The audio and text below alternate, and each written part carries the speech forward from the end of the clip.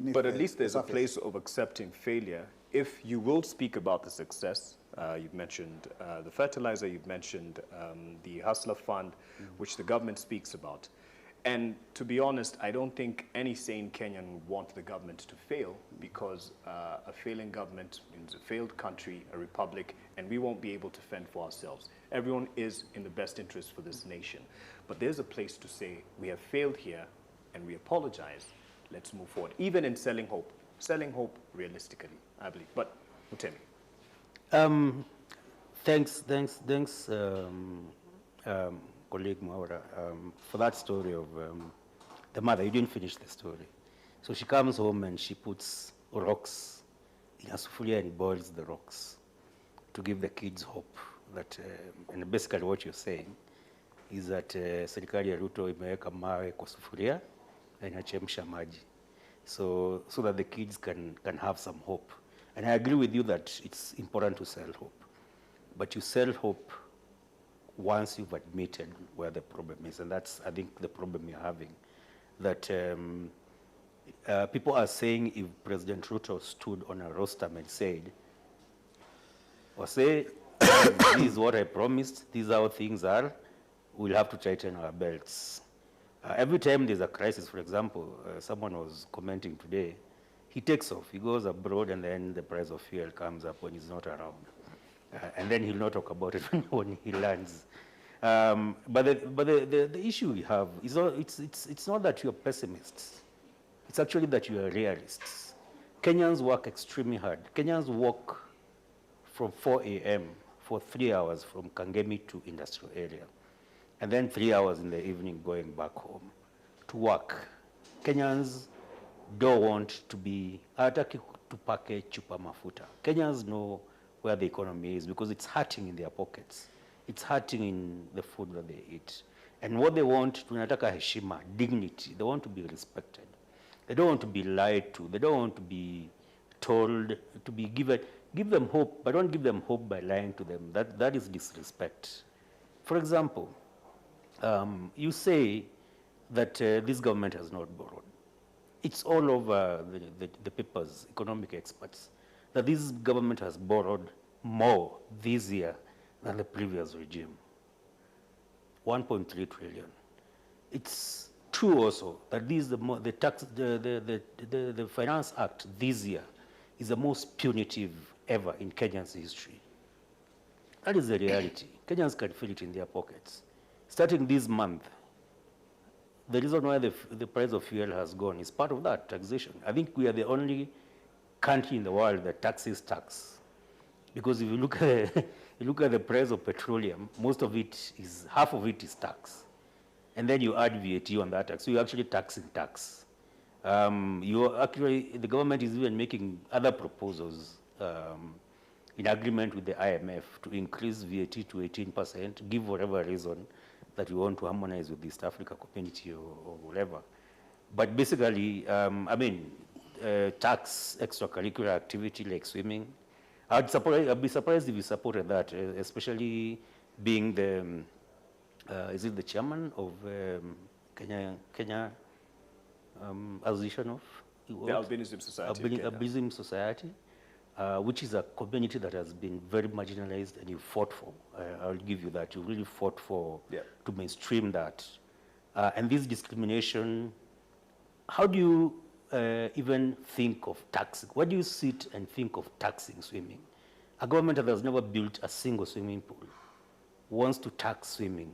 A government that Kenyans run away to go abroad because there are no economic activities here. Now wanafuatwa huko na tax. Those Kenyans are the ones who support their families back home. You know, Kenyans in the diaspora. Serikali na keti, some people sit somewhere and decide, okay, ni wapi tutatoa pesa ingine? Wacha tuende hao wako ng'ambo wako na pesa mingi sana. You know, like what kind of insidiousness? I try to imagine people sitting in a room, whether in Treasury or State House, thinking like, where can we squeeze more? Yeah. You know, and the government, the Ruto's government's promise, bottom up, and we had hope, was that they're going to expand the tax bracket, revenue through expanding the tax bracket. But what they are doing is squeezing the ones who have pay slips. The ones who have pay slip are the ones who are paying for matanga, education fundraising, The black hospital tax. bills, despite having private, whatever, they pay privately for security, they pay privately for education for their kids, they pay privately for health care, they pay privately, even buying 4x4. I'm sure Mr. Mwaura came here in a 4x4 because he can't trust our roads. But you know, you're squeezing these guys, the same people who take care, who are always overtaxed already on the payslip and then tax again because they have to go into their pockets to pay for things that government is supposed to provide, you know, the basic things that are supposed to be provided. So we are asking for heshima, you know, dignity, Mr. Mwaura, and I know you know this. That's why I'm having difficulty having this conversation with you, because this is your platform, actually. This is a platform that took you to get you nominated to parliament, because you speak about dignifying a Kenyan, kujenga Mkenya. Yeah. So that's my request to this government, which I never supported. And it's At least you have admitted that. no, I never supported this government. Okay. But that's why my expectation was low. And now it's even lower, because I'd expected this government to take about 2 years to stabilize the economy. But then the Draconian Finance Act shows that they have no interest in that. Would you say, Dr. Mwaura, that the tax regime under the government so far is or has been most punitive in comparison, based on what wananchi wanasema? Now, unawasikiza, you listen to the people, and based on the facts. No, well, I think we just have to foot our bill. Yeah. There are no two ways about it, unfortunately. And I know when we speak about payment of tax, let's not imagine that Isaac Mwaura is not paying the same tax. I am. Let's not imagine that we are not feeling the pinch, for example, of the cost of electricity. I mean, Mark Masai, you'll agree with me, the cost of electricity is extremely high. It has actually increased by 67%. So we are not in denial of that fact.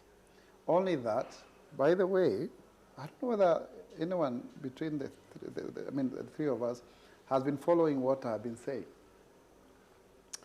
I warned about borrowing in 2014. You can go to the Hansard record, you will see. Okay. I warned about the increase of nominal debt from 3 to 4.5 trillion.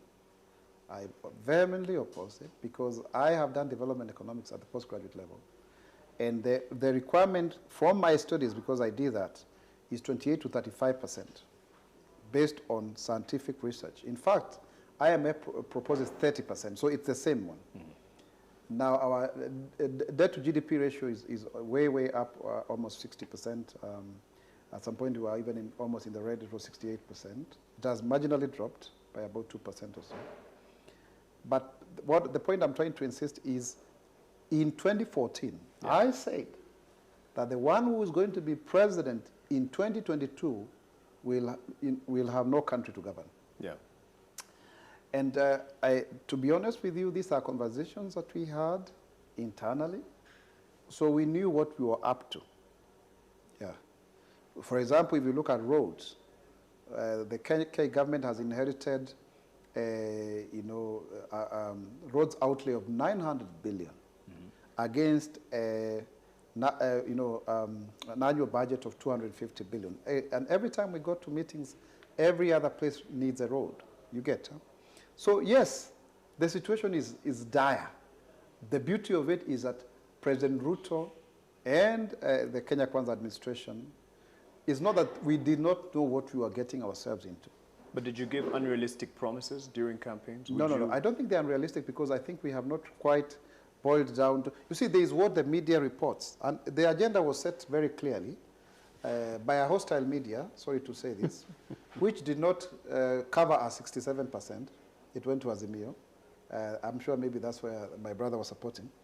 So they said the agenda that within 100 days... supported Ruben Kigame, but... It's okay, it was not in the ballot, so not unless you're confessing you never voted. So... Actually, I did not vote for him. So if you don't vote, then you represent the 8 million, and maybe you don't have necessarily the latitude, therefore, to critique this government, because as a community organizer, who I respect because that's my background, you must exercise your franchise. But he does have the right as a citizen, because the president becomes substantially president of all. Yeah, and taxes are not only paid by No, those no, who but he would have a better legitimacy, in my humble submission, if he had cast his vote. Now, let's proceed so that we, again, don't end up in... But those who cast their vote feel that they were betrayed by the promises that were made. They have every reason to feel the way they do, and question their choice based on the realities that they are facing. It is our responsibility, those of us who went ahead to persuade them, it's a campaign, to vote for us, to explain the situation as it is and what we foresee in the future. Let me say this. Even the NAC administration, the NAC government, the platform upon which they were voted for was utopian, was really utopian.